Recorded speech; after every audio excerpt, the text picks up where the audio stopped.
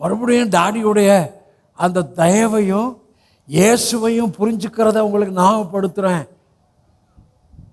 யார்கிட்ட சொன்னது? சமாரிய ஸ்திரீட்ட சொன்னது, நீ தேவனுடைய ஈவையும். நான் இடத்துல பேசுகிறேன் பாரு, யார் என்பதை அறிந்திருந்தாயானால் நீ அவரிடத்தில் கேட்டிருப்பாய். நான் அதை தர்றேன் இதை தரேன்லாம் சொல்ல, எனக்குள் இருக்கிற ஜீவ தண்ணீரை கொடுக்குறேன். அது உனக்குள்ள வந்துருச்சுன்னா அது உன்னை எல்லா ஆசீர்வாதங்களும் கொண்டு போகும். அது உனக்குள்ள வந்துருச்சுன்னா அவர் உன் சார்பில் பிதாவிடத்தில் தேவ சித்தத்தின்படி வாக்கு கடங்காத பெருமூச்சுகளோடு அவர் வேண்டுதல் செய்வார். அவர் உனக்குள்ள வந்துட்டார்னா அவர் என்ன பண்ணுவார்? ஏவுவார். அவர் உனக்குள்ள வந்துட்டா சத்துரு வெள்ளம் போல் வரும்போது என்ன பண்ணுவார்? குடியேற்றுவார். அவர் உனக்குள்ள எப்படி தங்கியிருப்பார்? வைராக்கிய வாஞ்சியோட தங்கியிருப்பார்.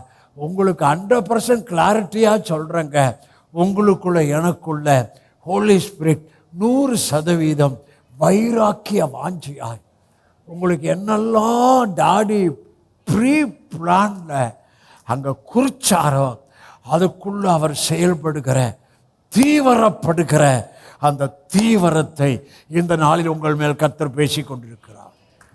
என்ன பேசுகிறார்? No more delay. உங்களுக்கு என்ன சொல்லுகிறார்? சபைக்கு என்ன சொல்லுகிறார்? 2 கொரிந்தியர் கடைசி அதிகாரம் பரிசுத்த ஆவியானவருடைய ஐக்கியம். பரிசுத்த ஆவியானவருக்கு உங்களை முற்றிலுமாய் விட்டு கொடுப்பது. இவர்கள் தேவனுடைய ஆவியினால் நடத்தப்படுகிறார்களோ அவர்கள் தேவனுடைய புத்திரராய் இருக்கிறார்கள். ஆவியானவர் சத்தம் கேட்கும். வலதுபுறம் சாயும் போது இடதுபுறம் சாயும் போது உள் சத்தம், உள் உணர்வு அல்லது உள் சத்தம், நீ இருக்கிற தேவை, இருக்கிற பிரச்சனை இல்லை, ஒரு குறிப்பிட்ட காரியத்துக்கு உள் சத்தம் வரும். அது ஆவியானவர் சத்தம் அல்லது ஆவியானவர் உனக்குள்ளே உண்டு பண்ணுகிற உணர்வு. அந்த உணர்வுக்குள்ளேயே நீ நடக்க பழகிட்டேனா உன் பாதபடிக்கு ஆசீர்வாதம் வரும்.